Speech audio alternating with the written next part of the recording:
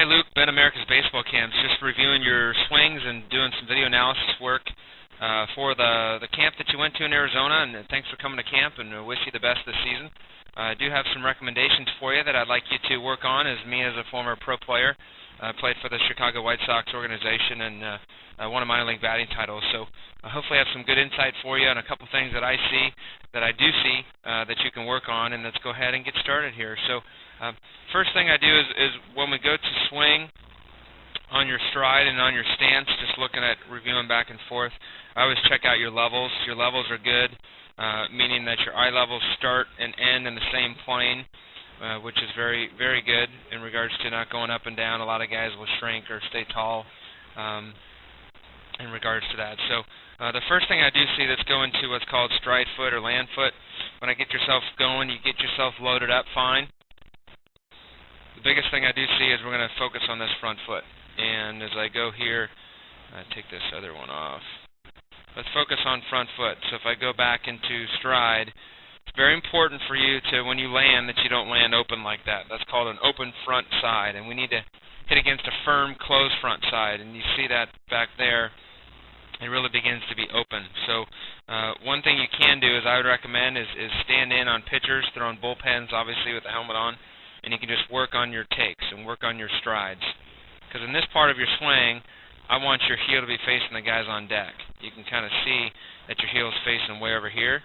I want you to be facing the guys over there. And that's very important to making sure that your stride foot lands closed. Almost showing the pitcher your heel a little bit. And that's going to hit against a closed, firm front side. Notice right now you haven't even started your swing yet, and you can see that that front hip is opened up. And that front foot is completely turned out, and the back foot is turned out as well. So that doesn't make us very strong. We need to hit against a firm, closed front side. What that does is that transfers a lot of your weight and your power into your arms, and that's beyond important to get your lower half and your upper half engaged in your swing at all times. So just something to be aware about moving forward in regards to your swing and swing mechanics. The other thing I want you to be cautious of is the next thing we're going to focus on is this bottom hand. So let's focus on this bottom arm right here. As you notice to go swing, at this point your bottom arm is already locked out. And we're going to get away with that with slower pitching. But as you see here, I don't want that to be locked out until I'm out in front. At this point of our swing right here, we're pretty much completely locked. And that's going to make us casting or long to the ball. Whenever I'm hitting, I want to be short to the ball and long through the ball. And you want your bottom arm to look like that at contact, not before contact. So what I would do in regards to a drill, if I back it up here, you can see there's a nice arc in that arm right now. What I would do is at this point of your swing is get a Little League bat or a smaller bat or a really old bat that's too small for you and just use it for one hand. You're going to do one-handed drills. And what you're going to do is you're going to take the top hand off, you're going to rest that bottom hand with the bat and rest it on your shoulder so you have a nice angle in your elbow. And basically someone's going to soft toss you from the side, or you're going to hit off a tee. And basically you're going to take the bat off your shoulder and you're going to go right to contact. And what you want to do is go up right off your shoulder, right to contact and through the baseball. But it's going to get you to just get extension at the right time. And I want you to get extension at contact, not at where you're at now, not before contact. So make sure you really get yourself through that baseball and you just rest your bat on your shoulders and you go right to contact. So you get nice extension right before you make contact. So I want you to, again, look at this right about there. I want you to look like that at contact in regards to your swing. And again, we can get away with this on slower pitching, but it's going to be that faster pitching that we're really talking about. Point of contact looks pretty good. You're nice and tall in regards to from our feet to our head. You're in a good position right there. You do have a little bit of bend in that front knee, so you can see even after contact, and it's not bad. You do firm it out as you go. I would like to see, again, that front side be a lot more closed. That front foot is almost pointing at the pitcher right now. That needs to be really closed off. And we need to do a better job of, after I hit, is just to be looking at contact.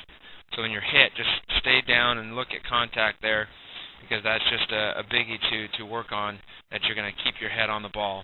But it's more that front side and it's more that bottom arm is going to be the big one for you to work on balls away, to work on getting to faster pitching on the inner half, and some things to really work on. You can see just going into that next swing, that same thing on that front foot, to be really cautious of opening up.